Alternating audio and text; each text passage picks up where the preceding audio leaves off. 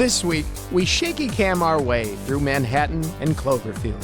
And along the way, we ask ourselves, why is Manhattan always the city of choice for destruction? Why does the monster look like a lobster? And how steady could you hold a camera? This is Force-Fed Sci-Fi.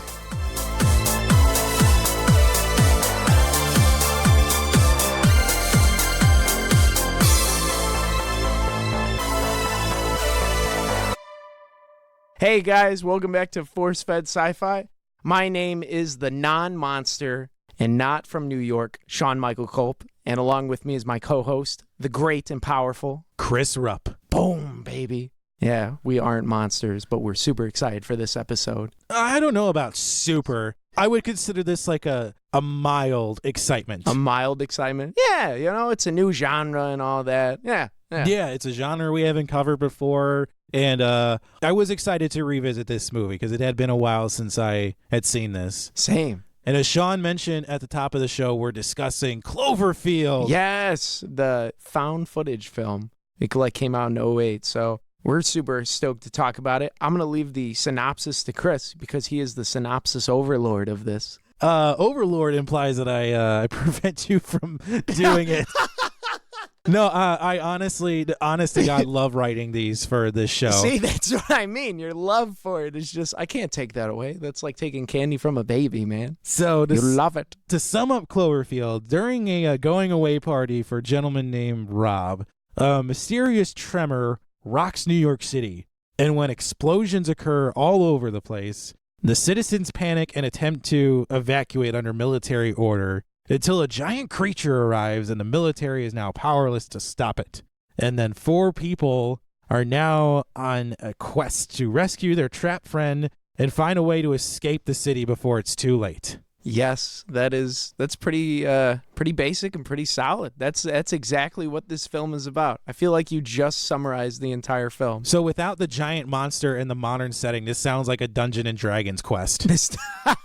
That's right. This is like a campaign that one of the kids from Stranger Things thought up in the basement. Dude, sidebar, I found out about Dungeons and Dragons and like how in-depth that freaking game is. Have you ever played? I have not. Dude, no. If you have time and no life, play it. Which we obviously don't because we spend it with the podcast. I have neither of those.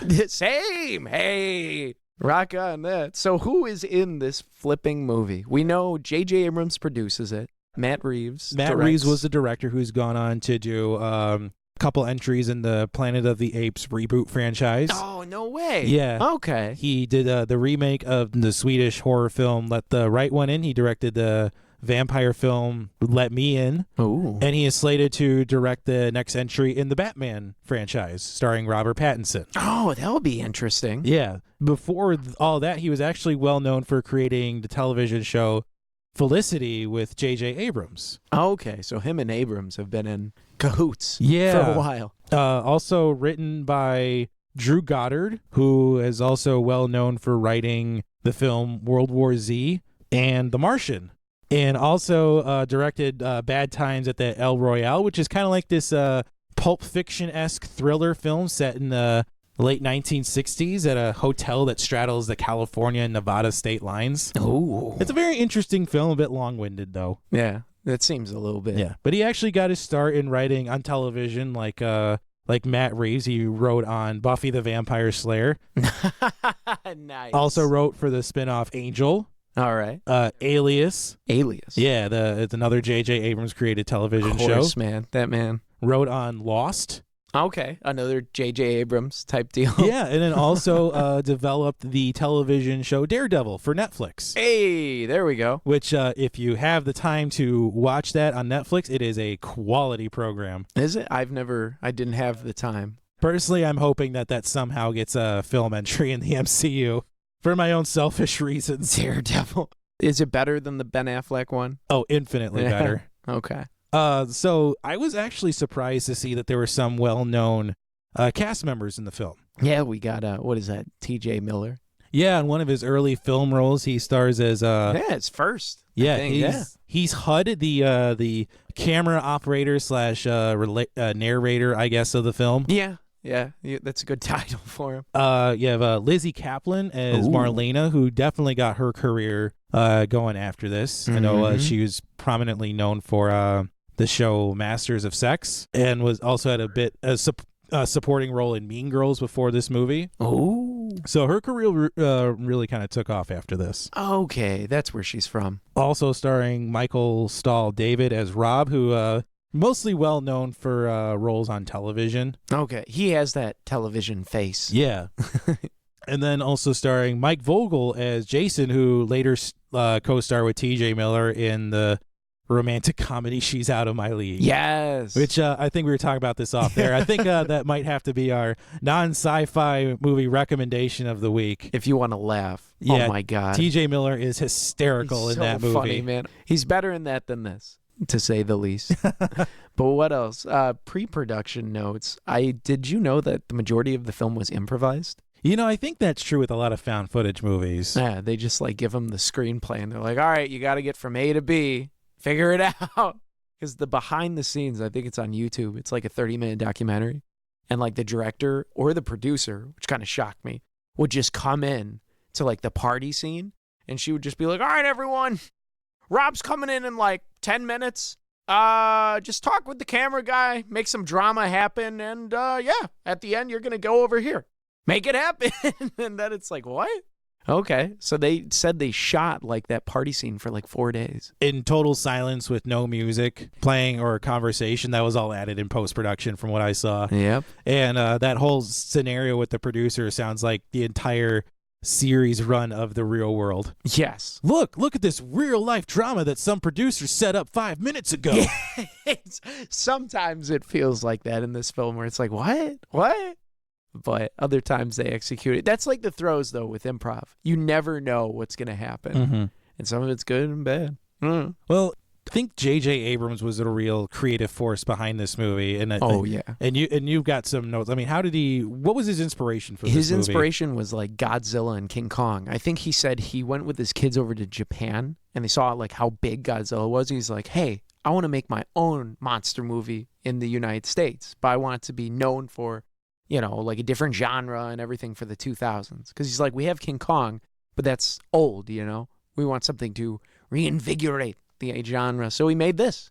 And actually, throughout the film, there's like stills of like King Kong, I think them, and another one that you can actually see because they gives tribute to these films they based it off. You know, I read that too, and I had this thought, you know, at the time, like 2008, we haven't gotten the fresh Godzilla movies yet. All right. Wouldn't it have just been easier to reboot the Godzilla series instead of trying to create your own unique IP? Well, that's just it, man. And the thing is, like now Cloverfield's big again, which is kind of interesting, but he made it in '08, and then you're just going, okay, so congrats, you grossed some money, but I didn't see it as like this genre bending, like, ooh, monster films. But until now, like everyone's talking about Cloverfield again. So maybe he shot his shot, man. He tried. But Cloverfield does not come in mind when I think of monster films still. More of that like King Kong type of deal. No, or Godzilla. I think this does carry a bit of the stigma of being a found footage film. It's tough being found footage. Well, because oftentimes the genre is relegated to like a subgenre within the overall horror subplot. Like tons of horror. Yeah. Like Blair Witch Project, right?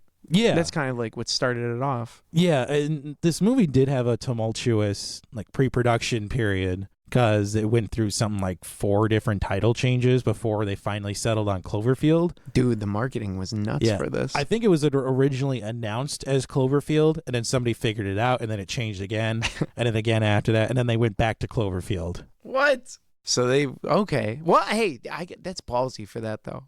Do you remember that, though, the marketing plan? Like where you just like, you wouldn't know what the hell this film is. I'd see like banners on YouTube of just like Cloverfield, but I never knew. It was super hush hush. Well, even the teaser trailer initially didn't even announce the film's title. No. It was like you had to figure, I think you had to go online and figure it out. And that's where the whole viral marketing campaign came in, because at the time, MySpace was still a thing. Yeah. So all the major characters had MySpace profiles. So people would ask them, "What's your film about, man?" Well, I'm surprised that the title kept leaking because J.J. Abrams is almost notorious for keeping a closed set for all of his films. Mm-hmm. Like even the new Star Trek films he directed. Yeah, no one knew anything about those. The teaser trailer was for footage that wasn't even in the main film. I mean, this wasn't exactly the case with Cloverfield because we do get that same shot of the head of the Statue of Liberty crashing through the street, which again is another nod to Escape from New York. Yeah. That's a great. I love that scene in this. Well, that's a now iconic poster of the head of the Statue of Liberty in the street, and Kurt Russell as Snake Plissken running ahead of it with all the gang members chasing him. Snake Plissken. Who the frick comes up with that name, man? John Carpenter, that's who. Don't you dare question John Carpenter. That's a terrible name. I'm sorry. Snake? Come on. It's like me calling my child Dolphin. Like, what? It just doesn't make sense, man. I don't think it's the same. I think it's the same. Anyway. Although I agree to disagree. I also read, too, that even the casting was carried out in secret. Yeah. Like they weren't, the cast members weren't even given copies of the actual script. No. They were given episodes of J.J. Abrams' television shows to read. Yeah. So they were given episodes from Lost and Alias, and they were told to act these out. There's several stories from Lizzie Kaplan and other cast members saying that they were given lines from some romantic comedy to read, and that this gave them like the wrong idea about what the movie actually was. What is this? Yeah, I would have loved to be an actor though on this, like an extra. Just pay me like $300 to show up at a party or run around screaming. Yeah. Heck yeah, man. I'd do that. I'd knock down some aliens in my military gear. Speaking of the aliens, though, I mean, and you mentioned this at the top of the show. What exactly did you think this creature was? I thought it was a lobster, man. Just a giant mutated, like humpback whale and/or monster. A cross, but a lobster whale. It just lands, somehow makes its way on land. Well, I think this that question was answered in subsequent sequels, right? Yes. Yeah, I think it's a different monster in each, like Cloverfield Lane and then Paradox, from what I've seen. Like Lane, you don't really get to see it too much. You just see something sucking her in. And then at the end of Paradox, you do see the similar-esque type monster that you see in this one. But I don't know, like everyone's kind of like confused about how these sequels, where are the monsters? And JJ's like super tight-lipped, like always. He's like, well, there may or may not be. I don't know. We're thinking of a next film. It's like, come on, man. It's your freaking monster movie. I thought the monster lacked any kind of like iconic imagery to it. Yeah. Well, it was all really quick cuts. And you don't really get to see it for what it is until like TJ Miller's character dies. And he literally is pointing the camera right up at the monster. Which I have to ask, how do you think he's killed? I have no idea. Because it looks like it's eating him, but it spits his body out. I think he's bitten in half is what happened. You think so? Okay.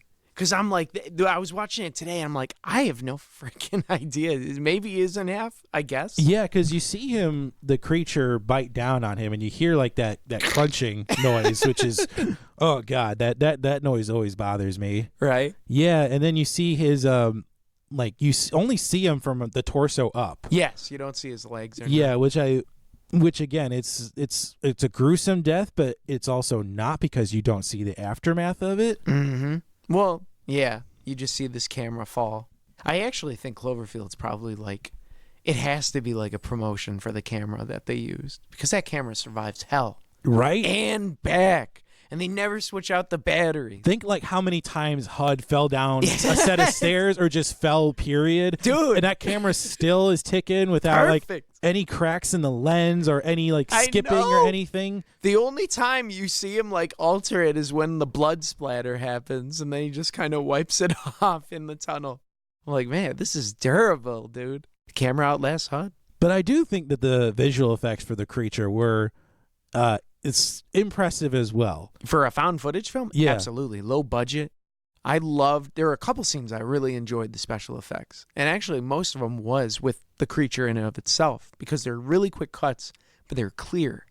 Like when they're coming out of the building after they say Beth, and HUD just looks up to the left, and you see the monster peer its head out, and it's like for the first time in the film, you actually get to see it squared on us.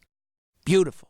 Lights in the background, the military shooting at it. I mean, there's so many good moments, though I would say my favorite's the Statue of Liberty head coming in the alleyway. The only time that the visual effects weren't like doing it for me was when they're evacuating by helicopter, and you see this shot of Beth and Rob holding each other. Yeah, and it's very clear that they're standing against a green screen or like a blue screen or something, because it looks like it's almost like they were cut and paste with Microsoft Paint into the movie. I know that one was pretty bad.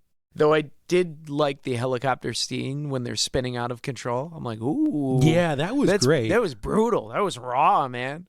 Though I hated how the monster just picked them out of everything just to attack out of the sky. I'm like, okay, what else did I hate? Well, that gives us a sneak peek into what your rating is going to be. You know what? I'll hold off until the rating comes. All right, Jeremy, edit that out.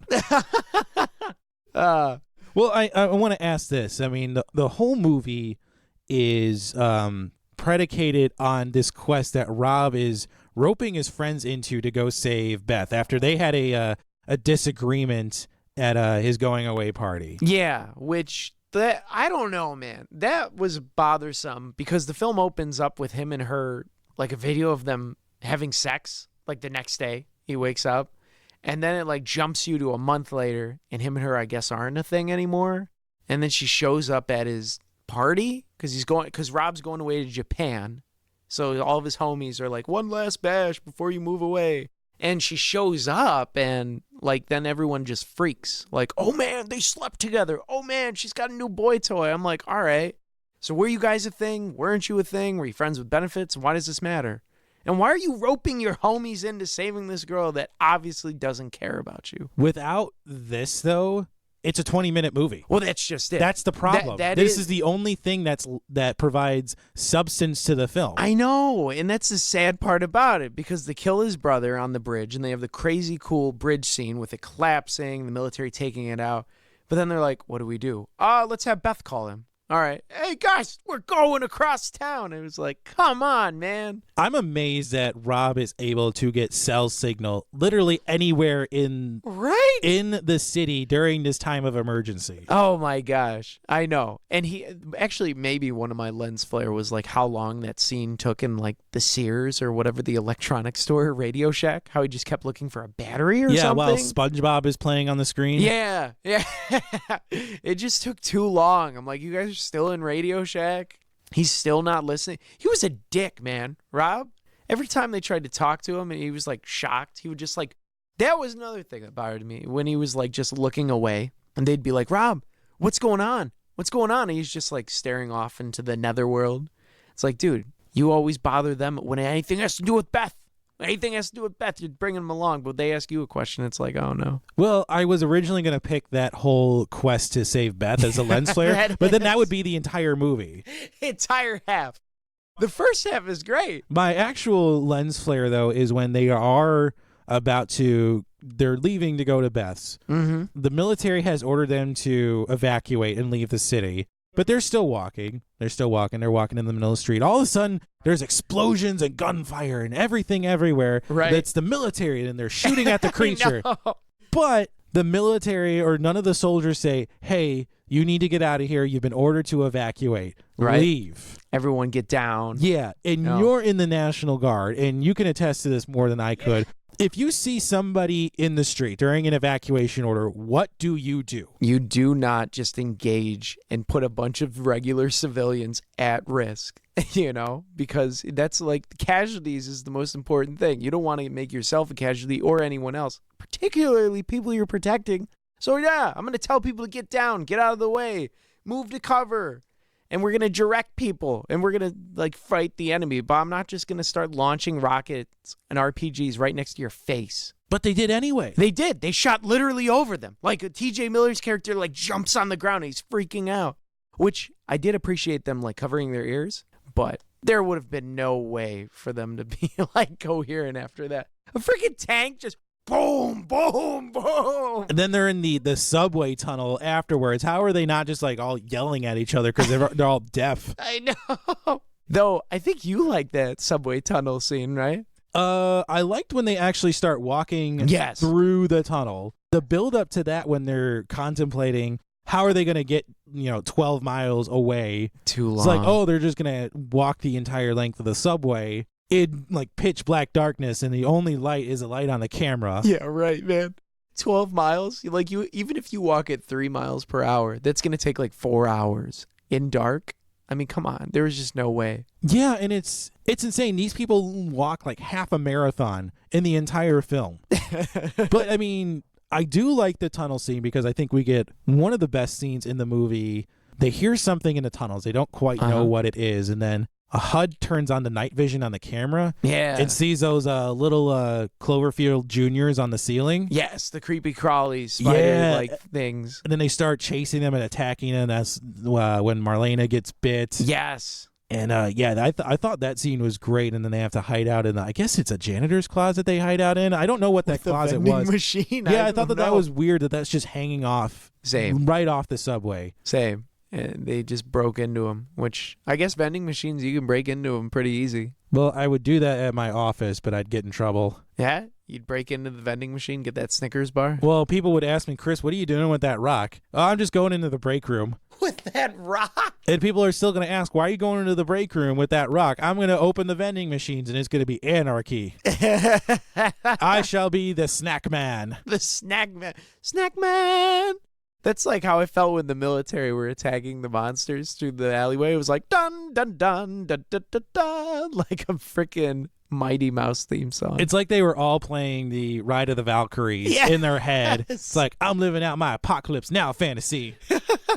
Oh, man. Except it's not Viet Cong I'm fighting. No, it's not. Oh, my God. It's a monster, and I don't know where it came from. So you know what? I'm going to shoot bullets at it because that does the trick. Always does. Throw as many rounds as you can. There's so much destruction in this movie. You know what? But those moments were my favorite. I think the moments where this film fell flat was like when you get caught up in all the drama between the characters, because there wasn't much base for it, and it was just kind of distracting. Like TJ Miller, I love him, but his jokes and his like narrating kind of took me out of the film, because they'd be up on like the building. And he's like, well, if we're all going to die, say goodbye. And it's just like, no, let's go across the freaking building. Someone asked, what was that? It's like, I don't know, something terrible. Right? Exactly. He's like, what's 0600 mean? 6 o'clock, bro. It's like, it's literally 6 hours. But his commentary to me was stupid. But I don't blame him because A, it was his first acting role, and B, he's a comedian. So the director was probably like, be funny, man. Be funny. Just say lines. Well, there is no normal way to react. I mean, if this were an actual situation, there's no normal way to react to all this destruction and death happening all around you. No, and that's why I do appreciate this film, because it shows chaos perfectly in Manhattan, like how unprepared we would be as a society if something like this would happen. I also looked up how many films have showed destruction and disaster in Manhattan, and it is an inordinate amount of films. Like how many are we talking, bro? Oh, a lot. Like, you ready for this list here? Yeah, man. So we have Independence Day, Armageddon. Oh my God. Deep Impact. Deep Impact? Too? Yeah. The Avengers. The Day After Tomorrow. Knowing, the Nicolas Cage prediction film. The Planet of the Apes, which also showed like the Statue of Liberty also destroyed too. 1998's Godzilla. Oh my gosh. We have every iteration of a King Kong movie up until Skull Island. Ghostbusters, I Am Legend, The Siege, War of the Worlds. What? Not done. The Day the Earth Stood Still, and Artificial Intelligence have all showed New York in ruins or pre-stages of disaster. So it seems like Hollywood has a real big issue with New York City. What did New York do to Hollywood? You know, I couldn't find anything that gave like a definitive answer as to why that's the case, but I think a lot of it just has to do with the fact that it is an iconic city. I think so. And it's so diverse that most people would be accepting, like they say in Men in Black. You're like, yeah, well, think about that, Chris. If Godzilla appeared in Atlanta, Georgia. Well, I think Hollywood is definitely trending away from this because it's almost a trope now that New York is just going to get destroyed by something. If it's a disaster film, New York's going to be featured and there's just destruction and death will ensue. That's like right. we've definitely seen an increase in films that are like showing destruction in Chicago or California. I don't mind that, though. No, if I they don't change it. either. I think it's cool, A, because they promote Chicago, and B, it gets us out of New York. Because Chicago's beautiful, man. There's so much that you could show. Well, yeah, I think that the skyline is just as iconic as New York City. Like you see the skyline in Chicago, you instantly know that it is Chicago. Absolutely. It's And one of a kind. Yeah, I don't think Los Angeles has a skyline like that. So I think you have to, but people know that it's Los Angeles because you just show traffic. Yeah, and smog.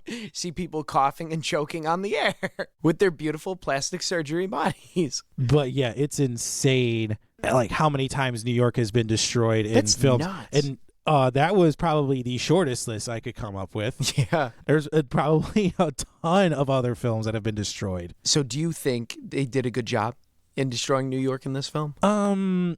I think the military did more damage than the actual monster did. That is true. Because that's almost another trope is the military can't shoot or aim to save their lives. Yeah, well, we watched Godzilla and the military missed all the time. And now when I watched this, I was like, man, we are definitely unprepared and we suck at firing. It's like, you guys are qualified as riflemen, right? Yeah. Just spray and pray, baby.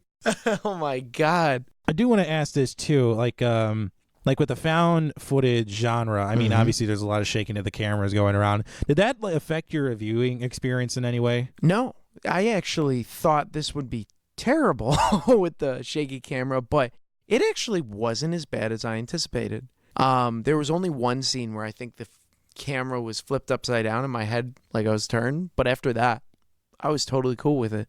The running was fine. Like I said, every action scene moved the story, and those were the most interesting parts. Mm-hmm. So I was cool with it, man. I just wanted TJ to shut up. Outside of that, I was like, I'm good. How about you? Did it mess with your viewing at all? I have to agree with you. It didn't really mess with me. Mm-hmm. I'm not a huge. I don't actively seek out found footage films. Let me put it that way. Same. Well, the thing is, a lot of them are low budget, so they don't have as great of effects as this one did, and it's not as clear. So I think Cloverfield did a darn good job. No, and found footage films are, I don't want to say easier to pull off because it's so hard to get a film made in Hollywood, but you can do a found footage film on a smaller budget. You can get lesser known actors, and you can do a quality found footage film on a relatively cheap time. Well, yeah, Blair Witch. I mean, $60,000 and it grossed over $250 million. I mean, they're kind of the ones that kind of started it all and made it a popular genre. Mm-hmm. But I think with Cloverfield, it added to it. What about a red shirt? Did you have a red shirt in this movie, Sean? Red shirt. You know what my red shirt would probably be? That chick with her head exploding. Marlena. Yeah. I mean, I didn't like her character. To be honest, I didn't, because she was such a douche to frickin' TJ Miller's character. Like the whole time, she's just pushing him off. Guess she was an actress, and she's like, I'm an actress. And he's like, oh, that's cool. And she just bypasses him the entire frickin' film. And then because she saves his butt, then they're kind of cool, and then her head explodes.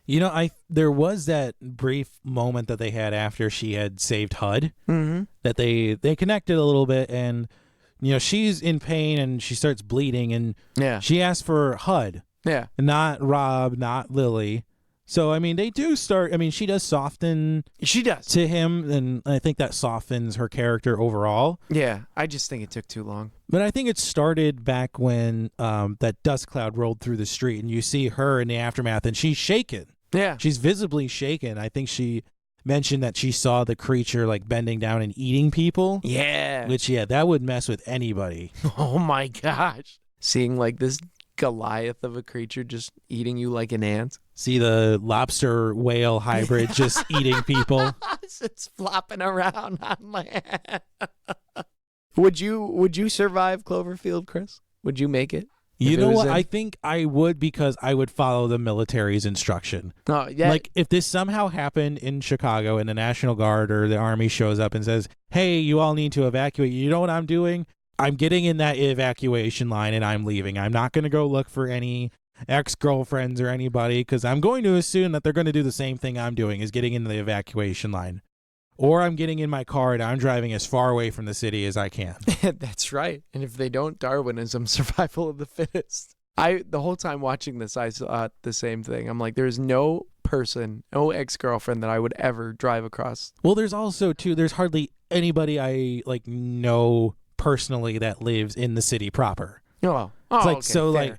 like all my friends live out in the burbs. Like, Well, you're good. and if I'm in the city, like, for touristy things, like, and there's a group I'm with, like, okay, group, we're all going to evacuate. Like, that's it. There's no ifs, ands, or buts. Same. Well, I'd be there. I'd be the one directing traffic and frickin' being the medic on scene. So if I see you, I'd be like, Chris, get out of here. What are you doing? Why are you here? Go home. Yeah, I think I would. Well, I don't know if I'd survive it. Well, because you're in the National Guard, they're going to deploy you. Yeah, that's what I mean. I'd probably die, to be honest, because we wouldn't know how to handle it. Or they could have you set up in one of those, that triage center. Probably. And treating people with the bites whose chests are just going to wind up exploding. Exploding on everyone. Yeah. Yeah, I'd probably do that, I think. If I see you in there, it's a bad time. All right. Oh, did you want to talk about the hipsters? Oh, yes. Yes, because I remember you were talking about hipsters. Oh, yeah. In This film. movie, So I wanted to... this movie reeks of hipster. It's like Her. It is like an open garbage pit of hipster. There is the music during the going away party, and I get it's a product of the time, but still. Oh my God. There is the hipster. clothing. Literally everybody is shopping at the same hipster clothing store. They even have Sephora in the background for like 5 minutes. I'm like, what is this? And in a way, it's also a lot of attitudes about relationships are in the movie, like especially the relationship between Beth and Rob. Totally. Like, they hooked up, and now they're tight, and he's just going around the party. Did you know that Rob and Beth had sex? That they were intimate? Yeah, T.J. Miller, HUD, is... he is the worst person to Chatty tell Cathy. secrets. Yeah.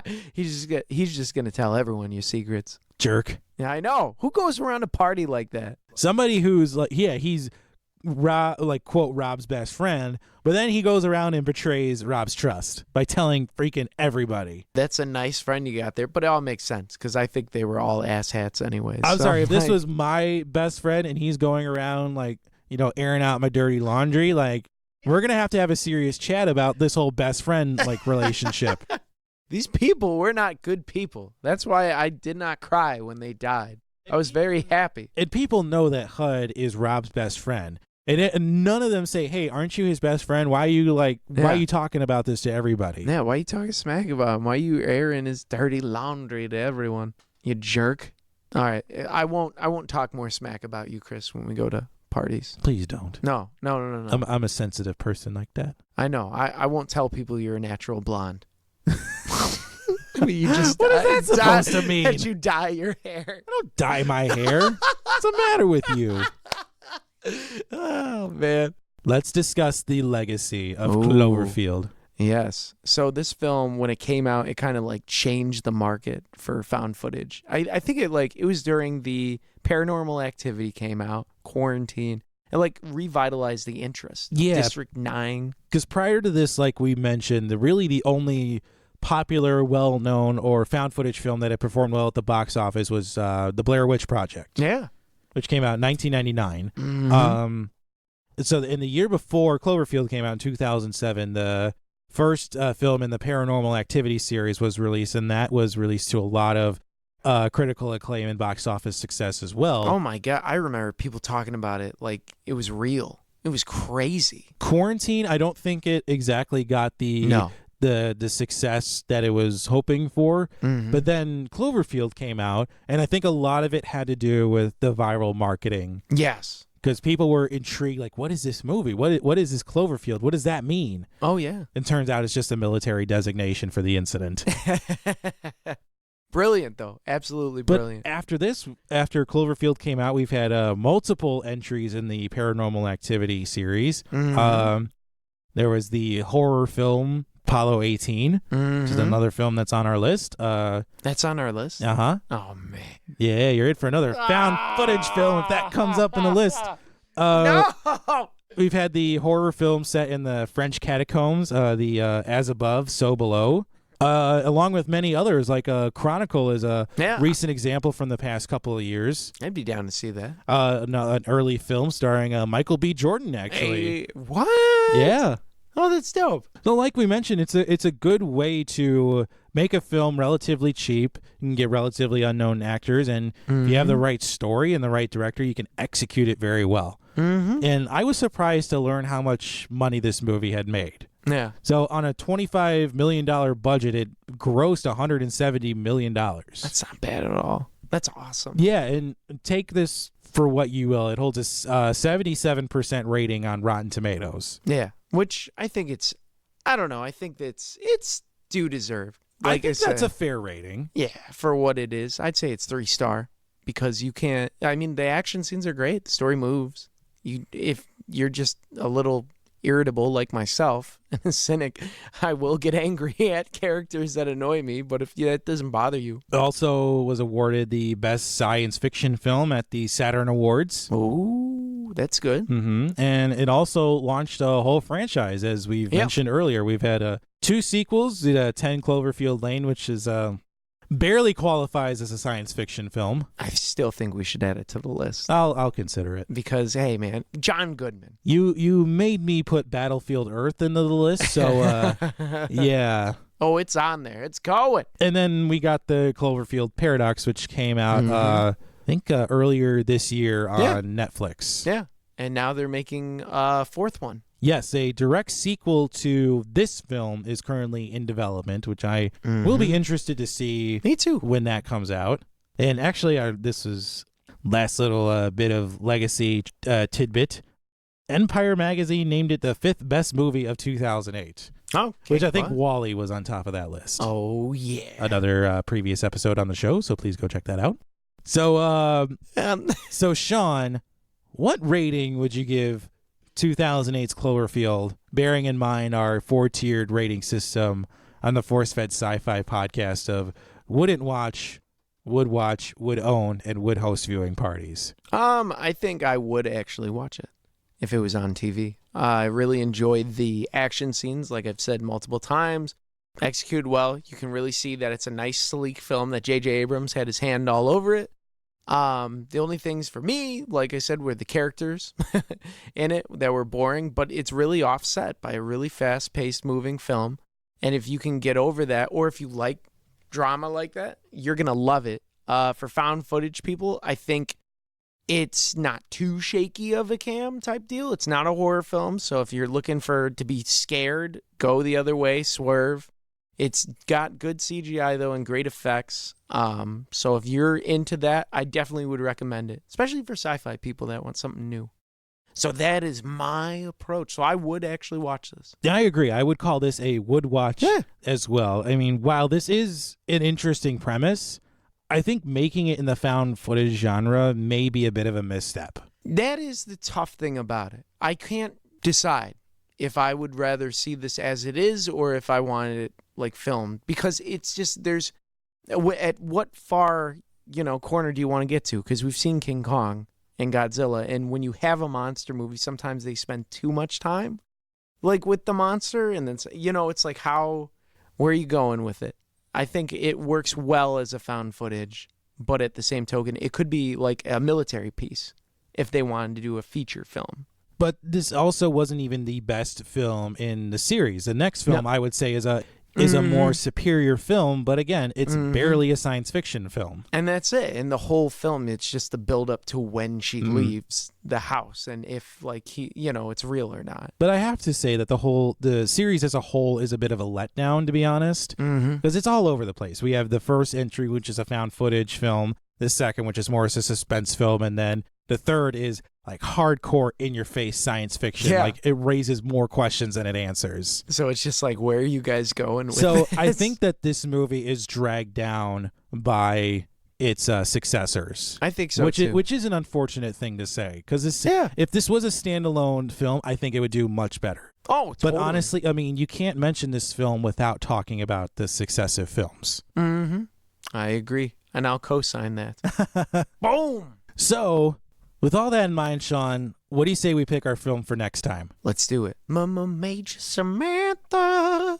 Yeah. Though we enlist the help of our friendly random number generator AI, and between a list from 118 films, boop, boop, boop, boop, she has selected number 7. Number 7. Which is a 2013 film directed by Neil Blomkamp and starring Matt Damon. It is Elysium. So a very dystopian future tech film that we're going to be getting in your earwaves soon. Action-packed, man. Get ready to see a bald Matt Damon coming your way. That'll be our film for next time. If you enjoyed the show, please go to iTunes and leave us a 5-star review. It helps drive us up the charts as well as help people like you find the show. We are across the spectrum of social media with Facebook, Twitter, and Instagram, all at ForceFed Sci-Fi. Please comment. We do love chatting with you guys. You can check out and download episodes at Apple Podcasts, Spotify, the iHeartRadio app, Stitcher, or wherever you find podcasts, and please subscribe so you never miss an episode. Finally, you can check out our website, forcefedsci-fi.com, for show notes and links to all of our social media. So for myself and all of us at the ForceFed Sci-Fi team, we'll see you next time.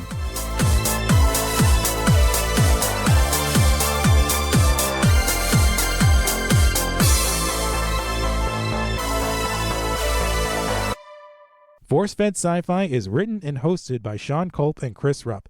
Website design, associate producer, and editing by Jeremy Keski. Artwork designed by Mike Berger.